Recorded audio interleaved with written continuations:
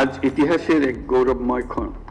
1 বছর আগে জুলাই ক্যালেন্ডার উদ্বোধন অনুষ্ঠানে অন্তর্বর্তী সরকারের প্রধান উপদেষ্টা অধ্যাপক ডক্টর মোহাম্মদ ইউনূস বলেছেন, জুলাই কেবল স্মৃতির মাস নয়, গণতন্ত্র পুনরুদ্ধারের অমোঘ ডাক হিসেবেই ফিরে এসেছে জুলাই অভ্যুত্থান।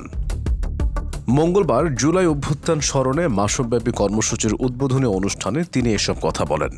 প্রধান উপদেষ্টার কার্যালয়ে আয়োজিত এই অনুষ্ঠানে আনুষ্ঠানিকভাবে জুলাই ক্যালেন্ডার প্রকাশ করা হয় এবং শুরু হয় মাসব্যাপী কর্মসূচি। একই সঙ্গে শহীদদের স্মরণে দেশের সব ধর্মীয় উপাসনালয়ে বিশেষ দোয়া ও প্রার্থনার আয়োজন করা হয়। প্রধান উপদেষ্টা বলেন, এই আন্দোলনের মূল শিক্ষা হল স্বৈরাচারী শাসনের কোনো নতুন চক্রান্ত যেন মাথাচাড়া দিয়ে উঠতে না পারে। আমাদের করণীয় গণ অভ্যুত্থানের জন্য আর কখনো অপেক্ষা করতে না হয়। জনগণকে তাদের গণতান্ত্রিক অধিকার সম্পর্কে সচেতন করতে হবে, রাজনৈতিক দায়বদ্ধতার দাবি তুলতে হবে এবং কাঙ্ক্ষিত সংস্কারের সুযোগ যেন হারিয়ে না যায় তা নিশ্চিত করতে হবে।